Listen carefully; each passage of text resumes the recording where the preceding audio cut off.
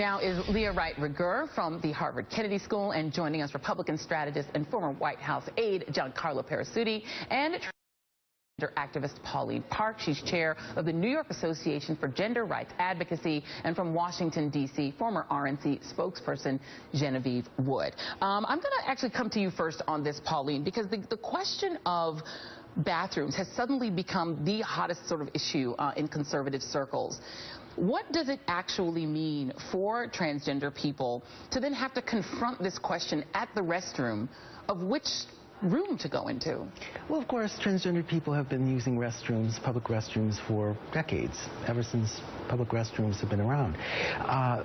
The interesting question is, why now? I think you have to situate this in the context of the religious right, and they're losing the marriage equality battle, and having really not much else going for them when it comes to trying to hold back or even roll back LGBT rights.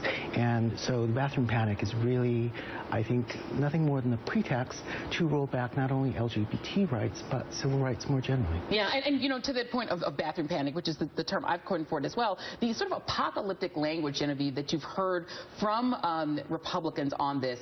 You have Arkansas Governor Asa Hutchinson releasing a statement on Friday on the school directive, calling it offensive, intrusive, and total lacking in common sense. You have Mike Huckabee tweeting on Friday something that I don't even know how to explain this. It tells you a lot about a man and his priorities. He's talking about Barack Obama when he spends more time pushing transgender bathrooms than he does improving high school graduation rates or decreasing black-on-black violence.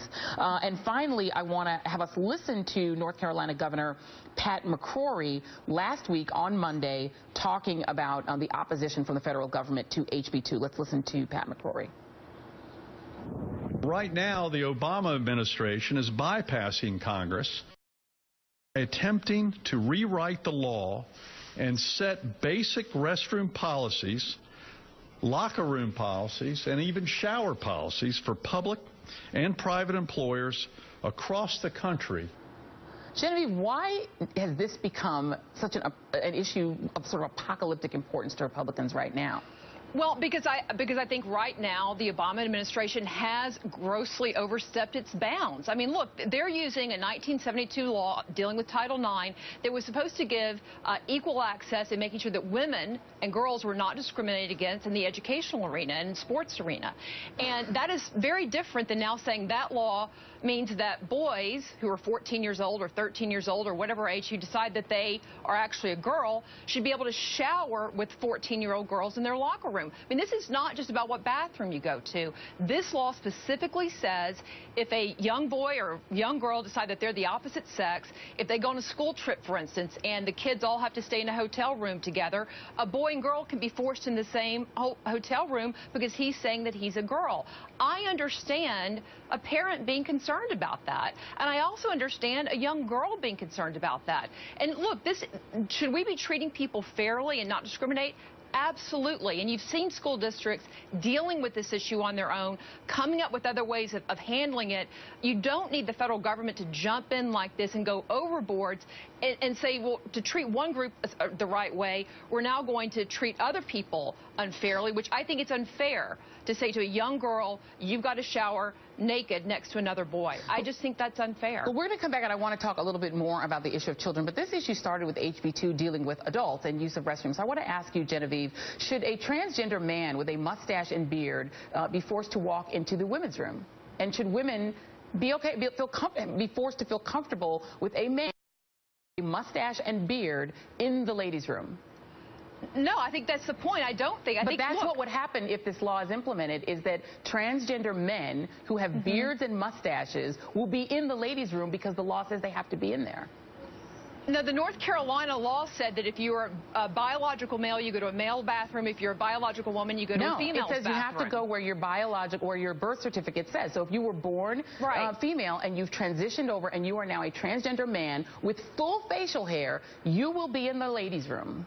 That's what the law says. Okay, that may be what the law doesn't say specifically that you're saying that's what the outcome could potentially be. That is what the outcome would be. Do you think that women should be forced to be in the restroom with somebody who is identifiably, to what they see, a man?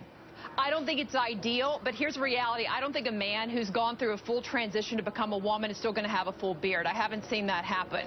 The reality, I think you're picking a really extreme case and trying to go a different direction. What about Chaz Bono? Chaz Bono would have to be in the ladies' room.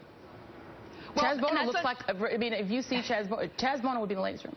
Yeah, but here's the reality, Joy. You have to talk about what's going to affect the most number of people. And right now, there's also, I would say, a difference between adults and children. I think the North Carolina law, I think North Carolina has a right to do what they want to do. And let's keep in mind, it was only on public facilities.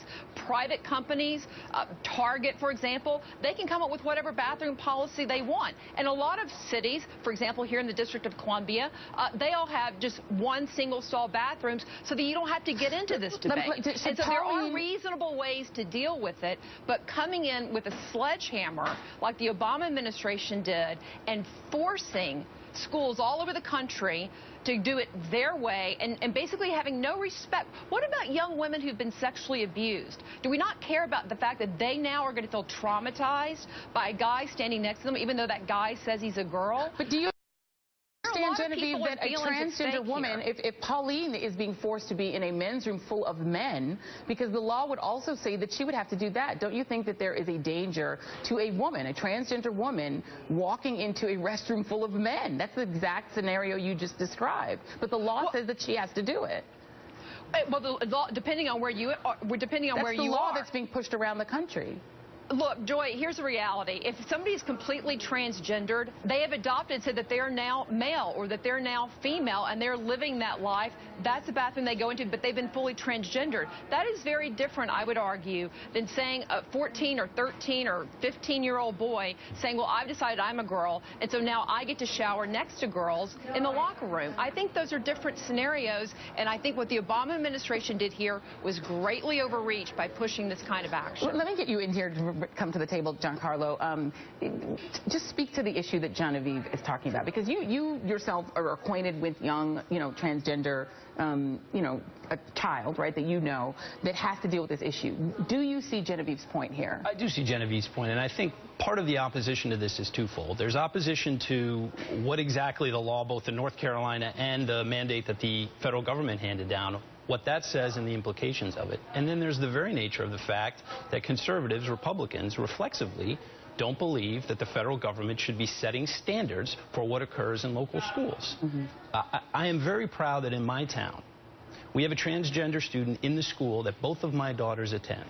And great love and great thought and great care was put into figuring out a situation where that student could be made to feel welcomed and accommodated.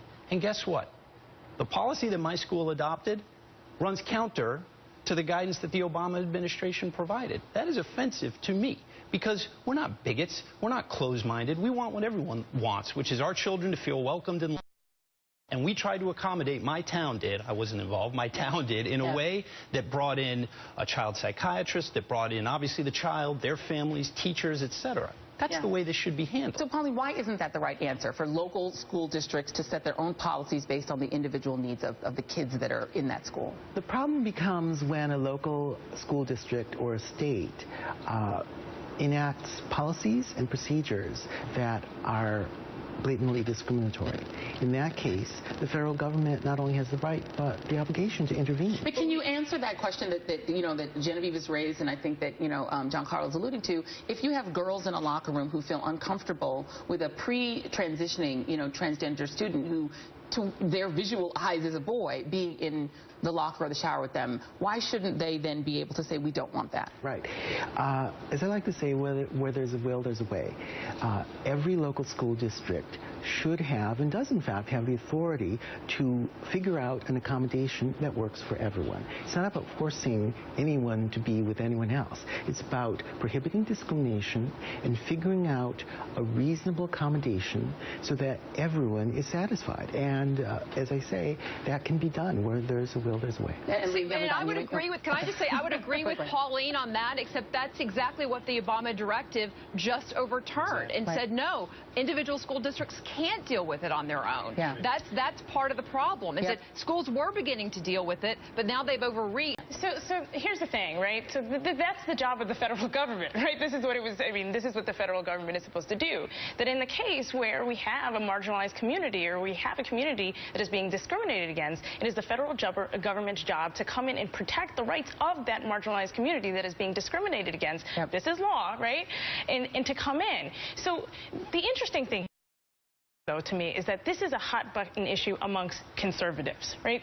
This is not necessarily an issue that needs to be, that shouldn't be kind of, I mean, it shouldn't be a radical thing. And what conservatives really need to do, right, what they really need to figure out is, how is this different, right, from the civil rights movement of, say, the 1960s, right? Much of the language that is being used is identical to language that is being used during the 1960s. Last word to you, Giancarlo. I disagree that this is just a conservative issue, with all due respect. This is an issue that, if raised in the course of the presidential campaign, which it will be, is not going to play well for Democrats, is not going to play well for Hillary Clinton, because reasonable people can agree, regardless of how they feel, regardless of how they... We shall see. Unfortunately, we are out of time. Donald Trump has taken sort of a nuanced position on it. Hillary Clinton is embracing the Obama administration. Exactly. Okay, we're going to have more with this panel later. And thank you all.